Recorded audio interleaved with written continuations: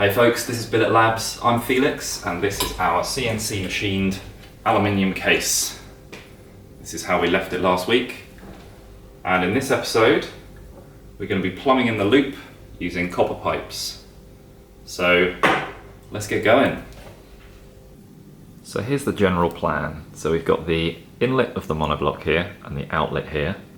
Then we've got the inlet of the pump is the one further back, and the outlet of the pump is the closer one there. So inlet, outlet. And then we're going to run all the pipes through the middle, through this kind of channel. They will then come out here, run along the back here, and we'll have an inlet and outlet port here. And something that we've been thinking for a while is that we want to design our own fittings. There's a lot of fittings out there, and they're all quite big compared to the 15mm copper pipe that we're using. They're all quite chunky.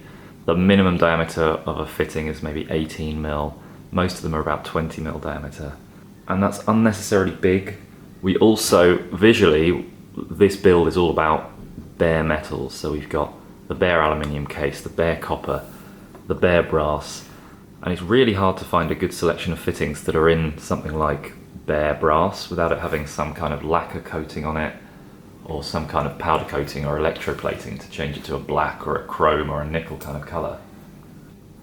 And because we primarily use copper, we can do things like bends, using fittings like this, like as part of the pipe work. So in terms of actual threaded G1/4 inch water cooling fittings, we don't need to worry about doing stuff like 90-degree bends.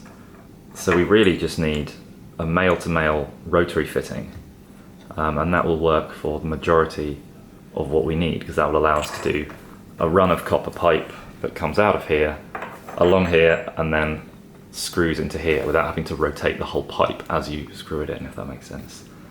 So let's go over to CAD and I will show you what we've come up with. So first of all, this is our male-to-male rotary fitting, and if we look at the cut through,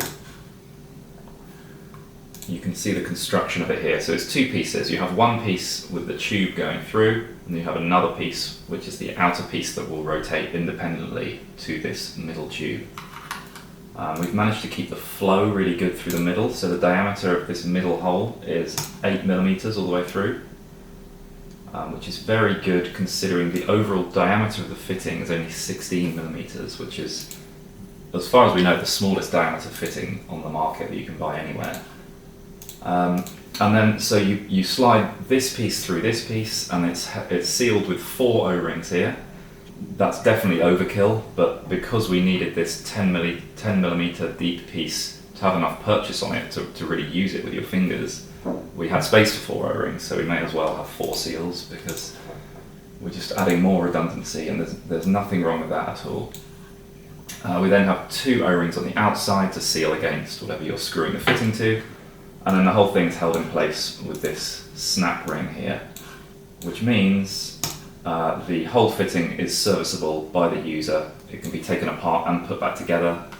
If any of the seals fail, I can't see why they would, but if they do, if you want to replace the seals, the fitting should theoretically work and be repairable forever, which is really important to us. What we then realised is if we just took this middle piece with the tube going through and extended this, the outer piece would be free to slide along it. So using one shared component, which is this piece, we've also made a telescopic version of the same fitting, and this piece will just slide along here, which gives you an extension dimension of 20mm, and it's quite unique compared to other telescopic fittings because the extendable section, which is this tube here, is concealed within what you're screwing it into. For our situation, where we're using copper pipes quite a lot, that allows the whole fitting on the outside, once it's attached, to look exactly the same as this one, but it will then extend outwards, and the whole extendable section is concealed within the pipe. You could also do the same thing in something like a reservoir or a radiator. You could have the fitting screwed all the way in. You'd have no idea that it's a telescopic fitting, and then you can just pull it out and you've got 20mm of extra distance, which will make it a lot easier, especially when we're using hard copper pipes. That's going to make that a lot easier to actually plumb it in, because you can have your copper pipe which has no flex in it at all, and then just extend the end and wind that into what you're winding it into, rather than trying to manipulate a solid piece of copper awkwardly into whatever position you're trying to get to and then just wind the end in. So this will make that a lot easier. And here we are 4 to 6 weeks later. So we have these two inner pieces and then these two outer pieces, and these are identical, and each of these goes over here, and you can see that once they are attached to something they will look identical, and then this bit will just slide along here just to add some distance in your tubing run. So let's put some seals in here and just check they all work as we hoped they would. So haven't quite figured out the best way to do this yet, but we need to fit 4 of these O-rings on the inside of here. So I'm thinking if I just kind of poke it in, then I can probably push it in using this old bolt.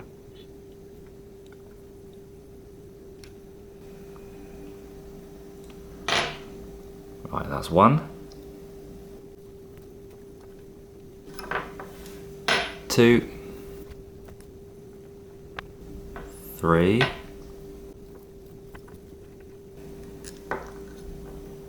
There, we've got all 4 in there. This should just push through here. It's a bit tight. That's a good thing. Okay, so that has gone together nicely. Then we just need to put our little clip over the end. So we got one of these. It's kind of like a circlip, but it's actually called a snap ring because it doesn't have the little holes in the end, so you can't use circlip pliers. So we're just going to have to kind of do this manually. I'm hoping this isn't going to be too difficult.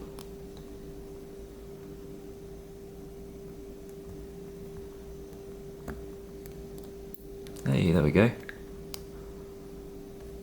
Beautiful.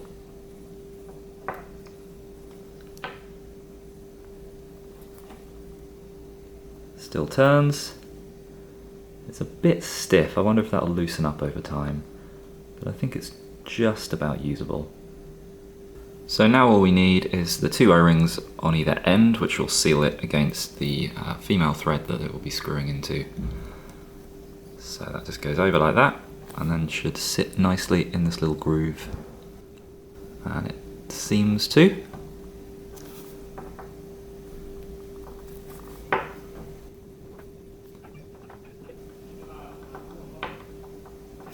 Awesome, there we go. I think that's a very nice looking fitting. Alright, now we just need to do the same with the telescopic one. So we've got the 4 seals in there again, and then we have the longer piece, and again this should just slide through here. Perfect.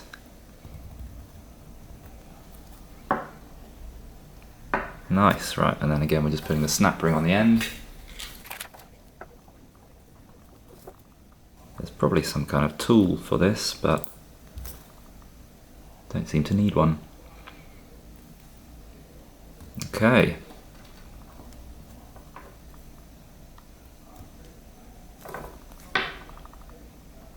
Look at that.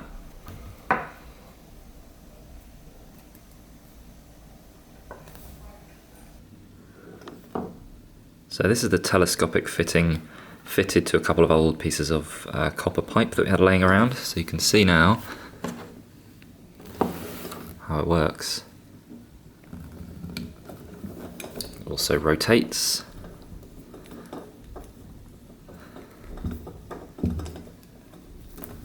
So it's going to be really useful for us. As well, the size, it's so much smaller than other fittings. If I just grab another fitting from another company, you can see the size difference here with something like, I think these are EK Alpha Cool. We've got a whole selection of fittings from various companies, but 16mm diameter compared to 18.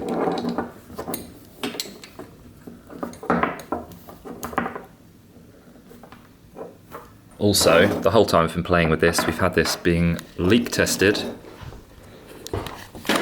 to off the end of the scale.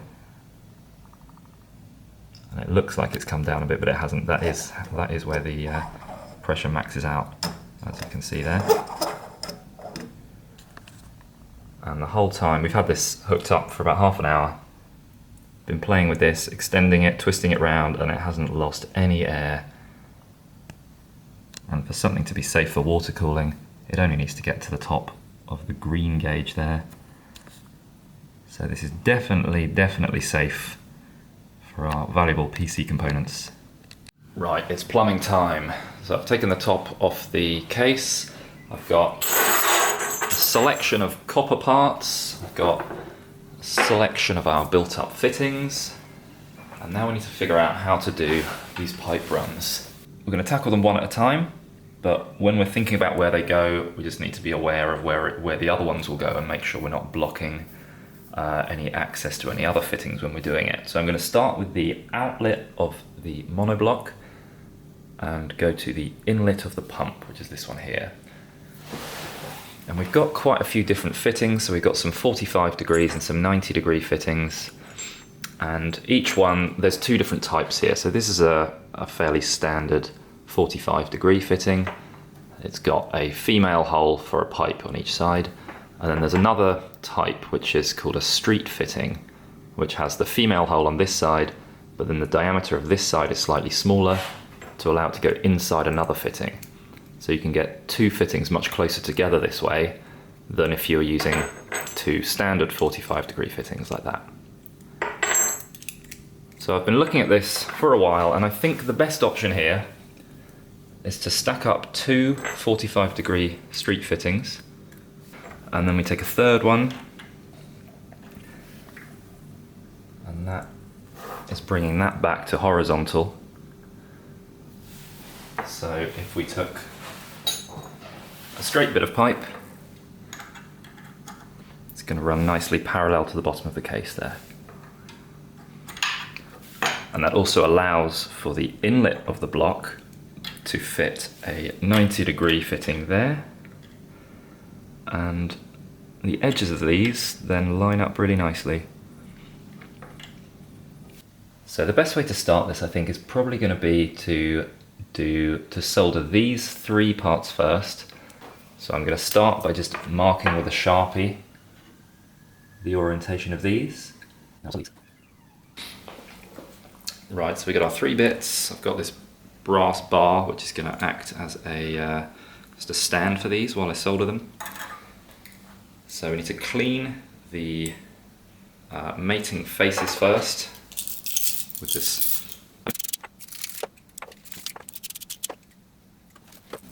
Then we flux each one, both sides, and line that back up with the mark. Right, that's all looking good. And then soldering time.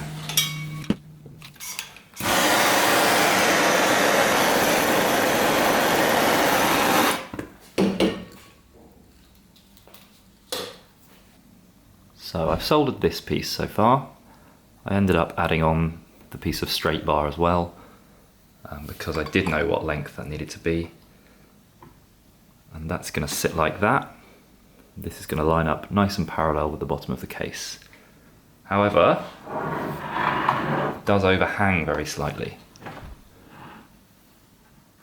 A few millimeters. And that's not a massive problem, because the sides are going to be completely open anyway, and honestly I think it would look quite cool with the pipes kind of sticking out the sides and that kind of thing.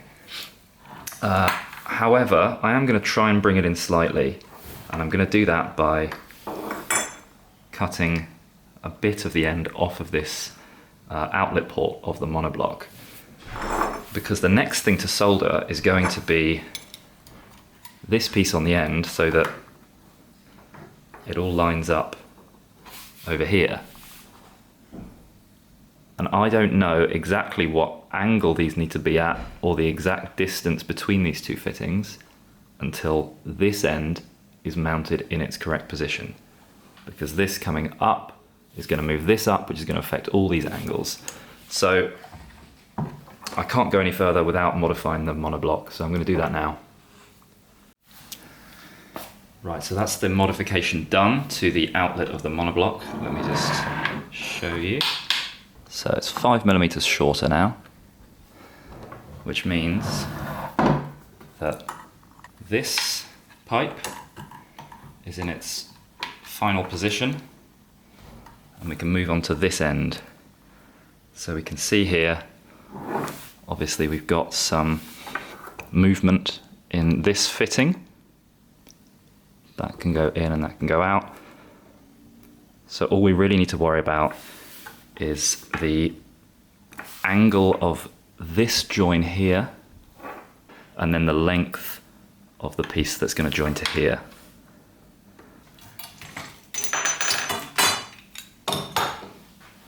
So after a bit of trial and error, I've managed to cut the correct length piece of pipe here to join these at the right distance apart.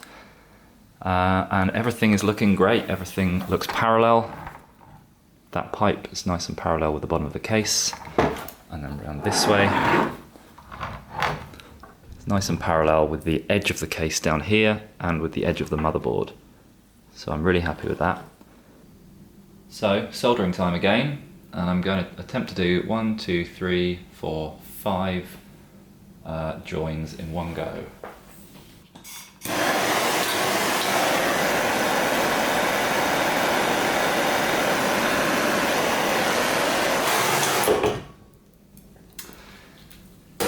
Damn, I had shaky hands there. Hope that's worked okay. So that's it, guys. That's the first soldered pipe run done. Ignore all the solder overspill. That will obviously be getting cleaned up at the next stage. And it's time to see how well this fits. So let's give it a go. Oh, that looks great. So I'll just screw this in. That's looking really nice. It's about as parallel as it could be. Right, so this piece is done. That's the hardest bit, and everything else can kind of fit around there. So we've made the decision to use flexible tubing through the middle here. So we're going to have the pipes coming out of here and going through this middle channel, and we're going to use a hose here because we don't want a single soldered piece to come out the monoblock, go all the way around and then continue to the back of the case, because that's going to mean that you need to assemble the case as you mount the monoblock. And if you ever wanted to remove this, you'd have to take the case apart at the same time, and you're just going to have a big solid piece of copper with pipes going everywhere. It's going to be too much to try and work with.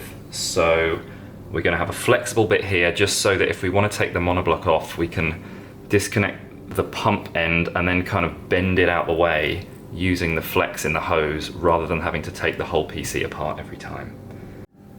So we got our next run mocked up. So we have our rotary fitting here, then we got a 90-degree bend, another 90-degree bend, and another 90-degree bend. And I've just mocked it up with this compression fitting, since we're going to be using a soft tube, so we need to make sure that the copper pipe is far enough off the base of the case to allow for the larger diameter fitting there.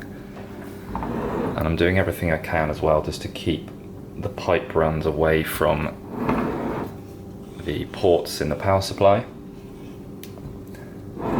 and the connectors on the motherboard as well. So I'm making sure to leave plenty of space for those. Right, so we've got another 6 joins to hopefully do in one go. I can't really mount this in any way without clamping it in a vise, which I don't really want to do. So I'm just kind of resting it on the anvil here. I think that should work okay. So I'll work from this side to this side, I'll heat from this side, solder from here.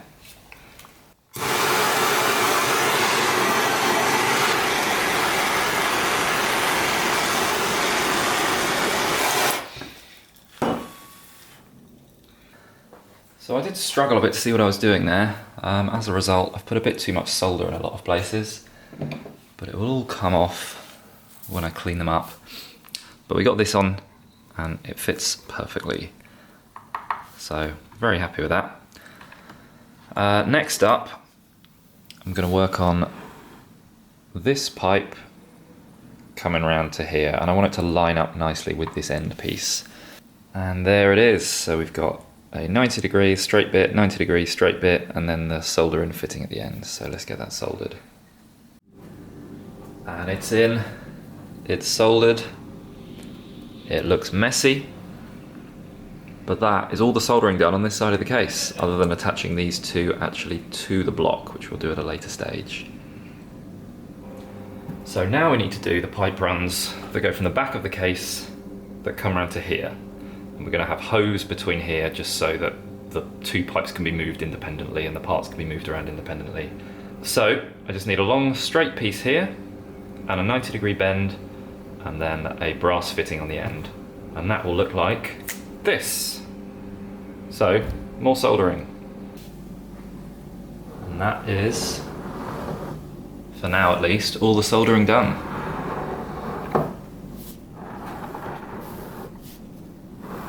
There's a lot of overspill that's going to need cleaning up. So now I've got maybe 2 hours of sanding and polishing just to make all these pipes look really nice and shiny. And then we will do the little flexible tubing run between these two bits of copper here in the middle. So I'm going to get myself some food and then I'm going to do 2 hours of sanding and polishing.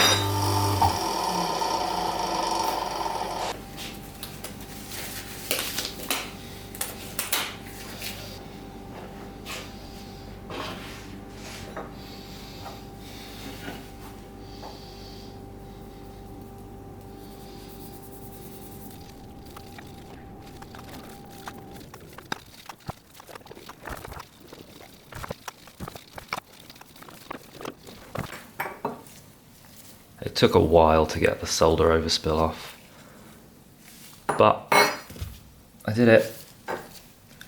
Let's put the PC back together. And here it is with all the pipes back in. Looking really cool.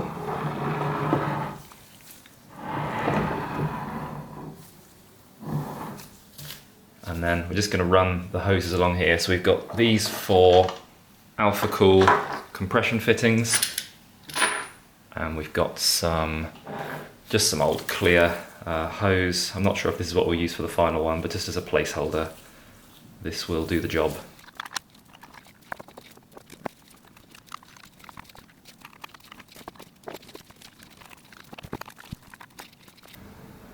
And here it is, guys. What do you think? I think it looks really cool. I'm so happy with it. I'm just going to put the 4090 back on so we can see it all together. And there it is with the graphics card on.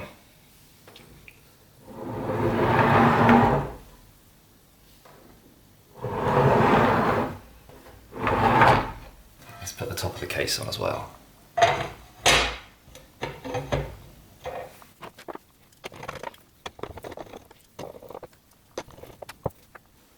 Got a few bits to tidy up. Couple of pipes need mounting in additional locations just to keep them solid. There's a bit too much movement in some of them. There's a bit of a wobble. But it's coming together, isn't it? I think next episode is going to be wiring, which Dean will be doing. And then I'll be getting closer to the final assembly the polishing, the finishing of the case. But yeah, that's it. Thank you so much for watching, guys. It's been a pleasure as always, and we'll be back next time. Bye.